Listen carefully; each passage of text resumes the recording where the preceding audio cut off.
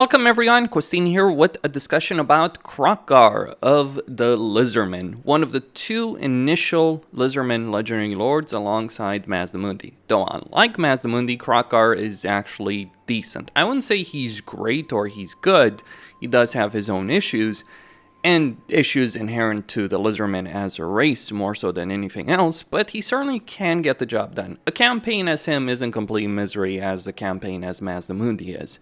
So he is actually a decent enough campaign if you're looking to play as the Lizardman. Now, of course, Tenuin, Oxyatl, and Gorak have overall a significantly better time in their campaigns, but that's not to say that Kroq-Gar can't get the job done. He can. He does, however, have a couple of issues. But let's take a look at Kroq-Gar in his campaign situation. He gets Savannah, Desert, and Jungle. And while that certainly is a limited climate selection, it does mean that you're looking at starting over here next to the Golden Tower, or rather next to this particular settlement, which is your first battle, and being able to take territory all the way from where you start into the entirety of Lustria. So that is a fairly decent amount of territory that you do have access to in this particular campaign. You will not be playing beyond the Southlands and Lustria if you're looking at the campaign as Kroq-Gar. A lot of territory is actually uninhabitable, so you look at Frozen and Wasteland, though obviously that makes sense for a Lizardman campaign when you do consider it, but also the mountains being unpleasant does certainly limit the possibilities in your campaign. It is a bit weird to think about the fact that Wasteland is uninhabitable considering lizards, but all the same. Beyond that particular situation with climate, he does have some fairly substantial benefits. He gets a minus 15% upkeep for armies led by Saurus Old Bloods. Now, 15% upkeep means that you can maintain more armies for a cheaper price, with basically nullifying the supply line issue that you might be dealing with otherwise.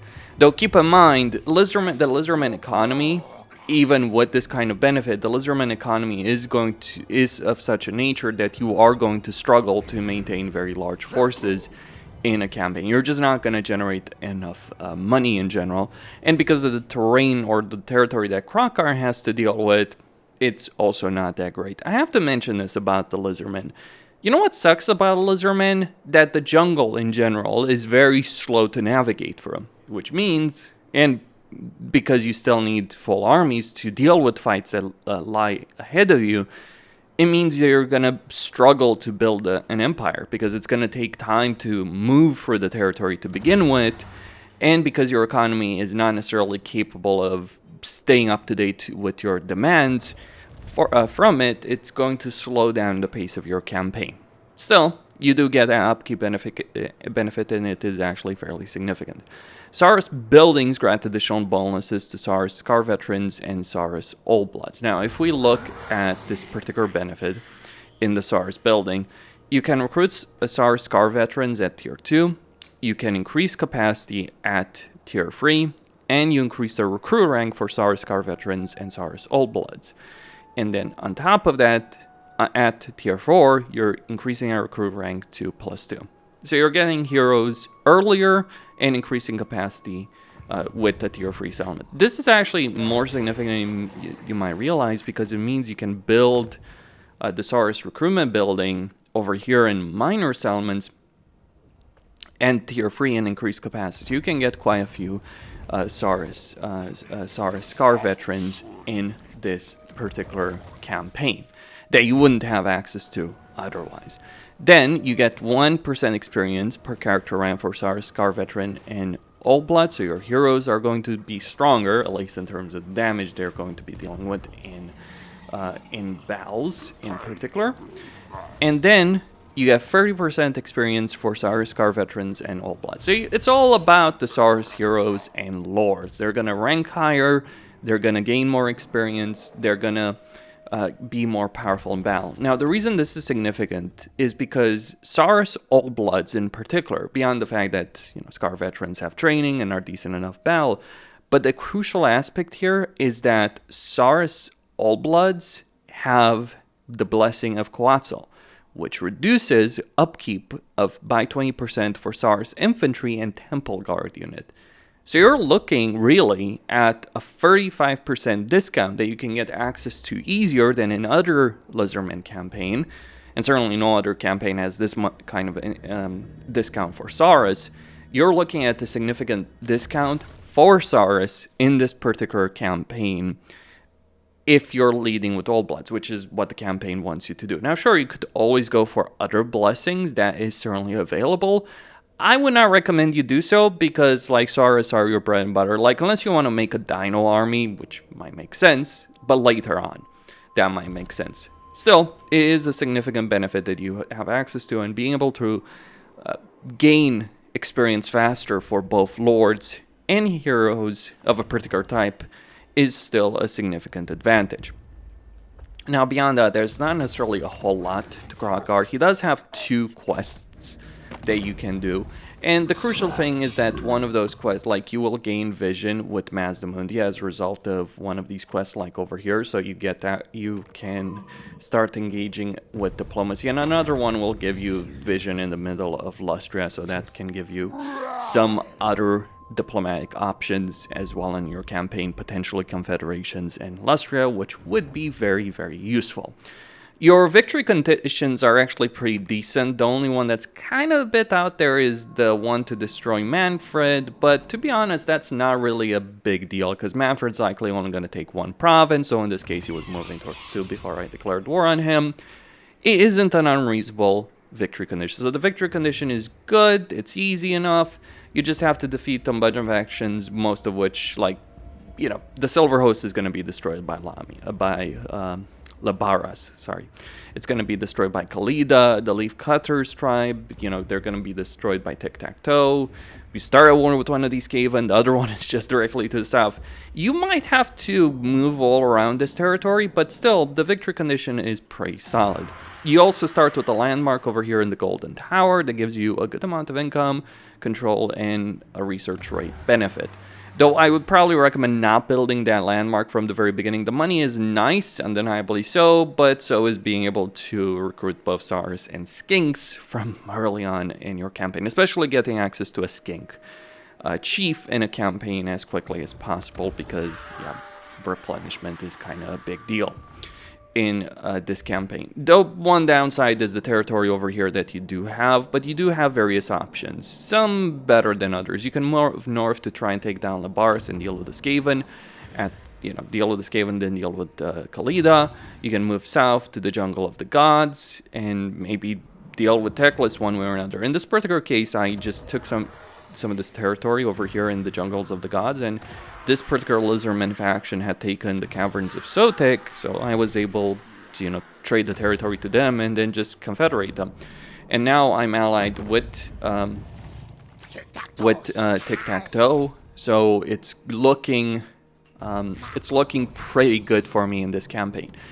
It is certainly going to be a bit slower because, like, there are many campaigns in the game where I maintain far more than 2 armies. Like, over here I could probably, afford another one, but again, I got building costs and all that kind of stuff.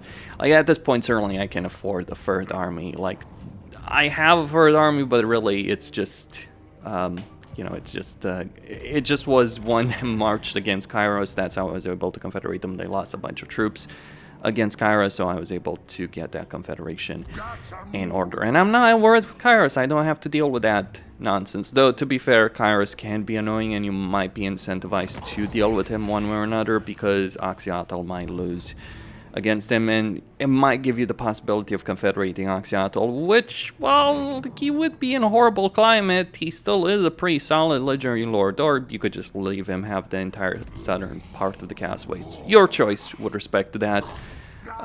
But you do want to go to Lustria at one point in this particular campaign. That is what you want to do eventually. However, this is kind of where things go against you because your victory conditions, weirdly enough, require you to deal with Scarbrand, Clan Moors, the Bloody Hands. Yeah, that's not pleasant because the climate, I mean, to be honest, Nurgle is easy enough, right? And he might just get killed by Gorst before you even arrive there. Like, it does seem like that's going to happen in this campaign. Having to deal with Warzag and Queek, that's annoying given the climate situation, but you can deal with that, then hey, meet the dwarves and maybe make an alliance with them if you so desire. I'd probably recommend taking as much of Khemri and Araby as possible in this campaign as well, or maybe not, that's up to you. Do you want to fight Rapunzel, or do you want to just leave her this border? Same with Volkmar, it is a decision over there. The reason you want to go to Lustra is, well, plain and simple, landmarks, Lizardmen landmarks to be specific. Like, you got various ones that are pretty sweet, pretty good over here, in particular with your buddy Gorak, who you can have a pretty good relationship with. And that's one of the reasons you want to go back to Lustra. I always found this campaign a bit weird in the sense that he always started far away from Lustra. That's certainly a weird situation, even in Warhammer 2.